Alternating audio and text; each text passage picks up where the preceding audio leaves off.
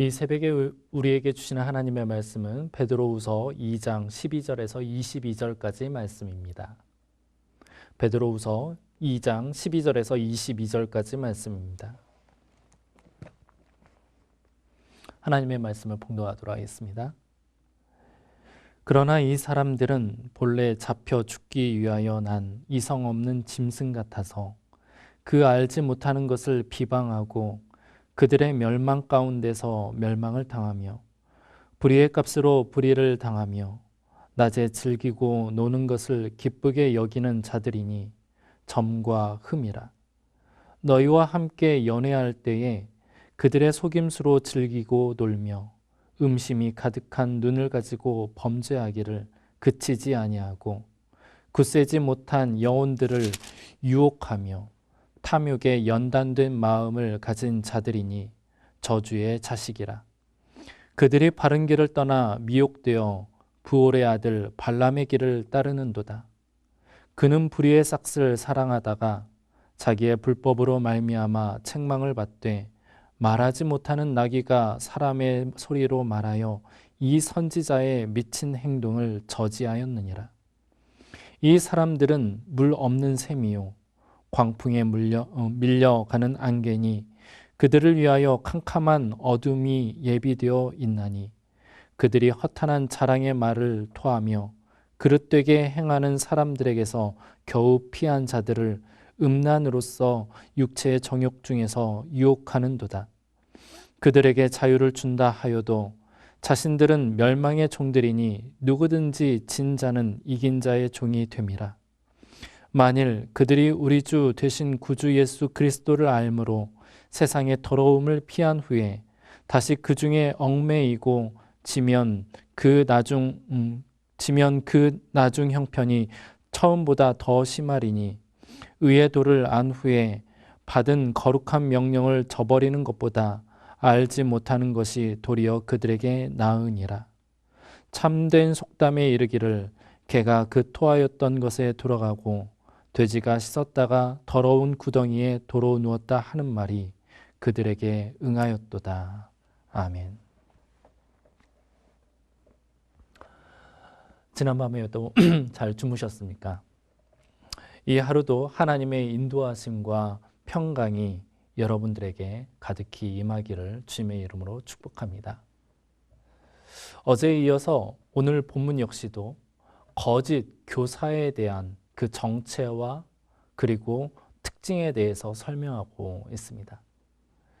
오늘을 사는 우리도 마찬가지로 본문에서 교훈을 얻어 거짓 교사들을 경계하며 그들의 행위를 반면교사로 삼아야 할 것입니다. 본문의 이야기로 넘어가도록 하겠습니다. 오늘 본문은 12절부터 시작하는데요. 시작부터 거짓 교사에 대해 아주 직설적으로 그리고 노골적으로 이야기하고 있음을 보게 됩니다. 12절 말씀인데요. 12절 말씀을 다시 한번 읽어보도록 하겠습니다.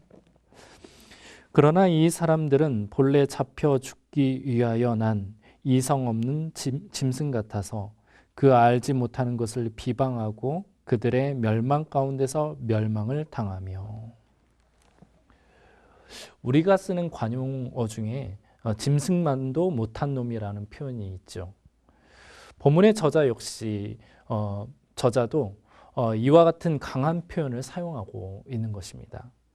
거짓 교사의 무익함을 알리고 그들의 불의와 교만에 대해 경고하기 위해서인 것입니다. 본문 말씀에서 이 거짓 교사를 표현하기를 점과 흠, 그리고 속이는 자, 유혹하는 자, 탐욕스러운 자, 저주의 자식, 불의의 싹을 사랑하는 자 등으로 굉장히 심각한 수준의 욕설을 내뱉고 있는 것을 보게 됩니다. 그만큼 이들은 교회에 끼친 폐해와 해악이 아주 가득했다라는 방증인 것이죠. 이러한 분노는 성경의 저자뿐만 아니라 하나님께서도 이들을 향한 분노를 갖고 계심을 볼 수가 있습니다. 예수님께서 외식하는 바리새인들 그리고 사두개인들을 향하여 화 있을진저 뱀들아 독사의 새끼들아 너희가 어떻게 지옥의 판결을 피하겠느냐라며 분노하며 말했던 사실을 우리는 잘 알고 있습니다. 같은 상황에서요, 성경은 거짓 교사에 대해 이성 없는 짐승이라며 저주하고 있는 것입니다. 때문에 우리는 그들을 철저히 경계해야 하는데, 그들을 동조하거나 이해 혹은 불쌍히 여기거나 혹은 무관심으로 반응해서는 안 된다라는 것이죠. 그들을 향하여 영적인 전투 자세를 취해야 한다라는 것이 바로 성경 말씀 본문에서 요구하고 있는 자세인 것입니다. 성경에 기록되기를 악은 모양이라도 버리라라는 그런 경고의 말씀을 우리가 보더라도 우리에게 요구되는 이 기준치라는 것이 바로 영적으로 깨어 있어서 악을 경계해야 하는 모습을 요구하고 있다라는 것을 우리가 기억해야 할 것입니다. 본문은 다시 거짓 교사에 대해서 한 가지 비유를 추가하며 설명하고 있습니다. 바로 15절과 16절 말씀인데요. 우리 다시 한번 읽어보도록 하겠습니다. 그들이 바른 길을 떠나 미혹되어 브올의 아들 발람의 길을 따르는도다. 그는 불의의 삭스를 사랑하다가 자기의 불법으로 말미암아 책망을 받되 말하지 못하는 나귀가 사람의 목소리로 말하여 이 선지자의 미친 행동을 저지하였느니라. 아멘. 바로 이 구약 선지자 중에 발람으로 비유하고 있습니다. 발람의 이야기를 잠깐 한다면요, 이 발람이란 선지자는 민수기 22장부터 등장하게 되는데요. 광야에서 가나안 땅으로 향하는 이스라엘 백성이 바로 이제 모압 땅을 지나가게 되거든요. 그 시점에 모압 왕 바로 발락이라는 이 왕이 발람 선지자를 이제 돈으로 매수하려고 합니다. 하지만 발람은 이 신앙의 양심상 그럴 수 없다라고 의사를 밝히죠. 그렇게 함으로 이제 발람의 첫 모습은 선지자의 본분을 잘 지켜내는 모습으로 등장하였는데, 후에 시간이 흘러서 민수기 31장에 보면 이 발람이 또 한 번 등장하거든요. 그때 발람은 앞에서 나온 이 모습과는 좀 대조적인 모습입니다. 같은 모압 땅에서 미디안 족속, 미디안 사람들 진영편에 서 있는 발람의 모습을 보게 되는데, 이 발람이 이스라엘 백성을 미혹합니다. 사람들을 미혹해서 미디안 사람들과 음행을 저지르게 하는 어떤 통로의 역할을 한 사람이 이 발람 선지자입니다. 그래서 이 발람의 꾀라고 성경에서도 말씀하듯이 이 선지자 발람이 이스라엘 백성을 타락의 길로 안내하게 된 아주 거짓 선지자의 아이콘이 되어 버렸습니다. 결국 이 발람에게 하나님의 심판이 이르게 되었던 것이죠. 그리고 발람은 그의 인생을 그렇게 마치게 되었습니다. 오늘 우리가 읽은 본문에서 거짓 교사를 발람의 길을 따랐다라고 이야기하고 있는 것을 볼 수가 있습니다. 그리고 그는 불의의 삭스를 사랑하였다라고 표현하고 있죠. 거짓 교사들은 도덕적, 윤리적으로 방탕한 모습을 보일 뿐만 아니라 바로 다른 교인들, 성도들까지도 유혹하는 자들인 것입니다. 자본주의나 물질 만능주의 사회 속에서 우리를 혼란스럽게 하고 타락하게 만드는 요인 가운데 하나가 바로 이 도덕적이며 윤리적인 방종, 방탕에 대한 유혹일 것인데요. 이 방탕과 방종을 조장하는 세력들이 바로 교회 안에서 출현하고 있다는 것입니다. 그 출현하는 세력들이 바로 거짓 교사라고 이야기하는 것이죠.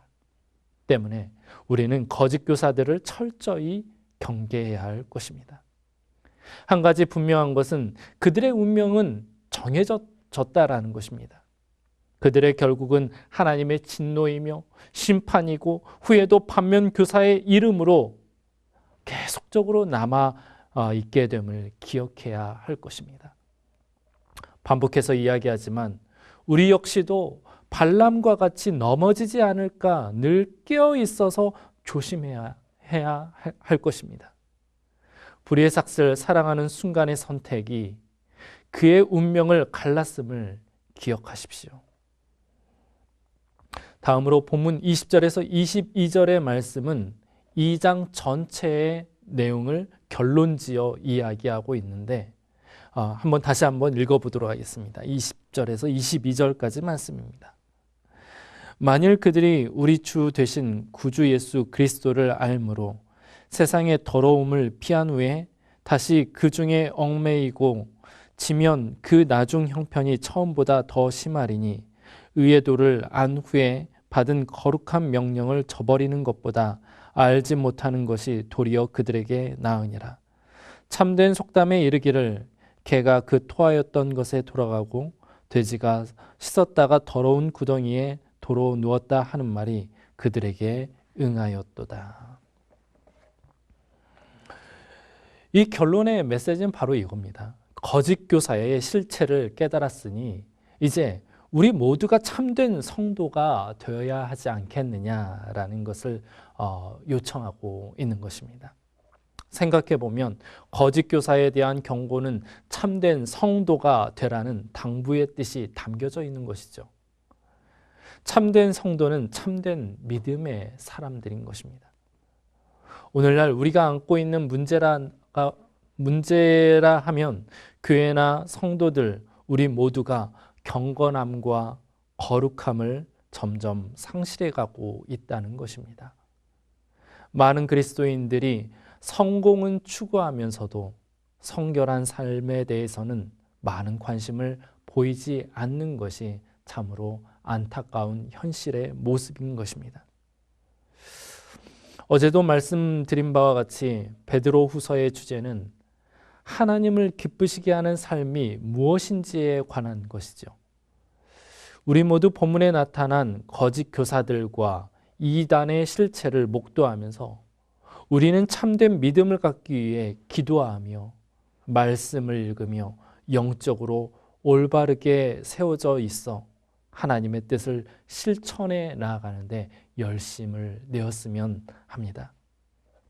오늘 하루를 살아갈 때에도 하나님을 향하고 더 가까이 나아가기를 노력하며 하나님의 뜻을 구하여 실천하는 보람된 하루를 살아가기를 주님의 이름으로 축복합니다. 기도하도록 하겠습니다. 하나님, 지금까지 우리를 진리의 길로 인도하시며 지켜주심을 감사드립니다. 오늘 말씀을 묵상할 때 우리 역시 거짓 교사로 인해 미혹을 당하거나 잘못된 선택을 하지 않을까 염려스럽습니다. 주의 성령님께서 우리의 길을 앞으로도 인도하여 주시어 늘 진리 안에 거하게 하여 주시옵소서. 하나님을 기쁘시게 하는 일에 앞장서는 저희 되게 하시고 오늘을 살아갈 때 기도와 말씀으로 무장하여 영적으로 탁한 이 세상 가운데 빛과 소금의 역할로 참된 그리스도인으로 살아가게 하여 주시옵소서.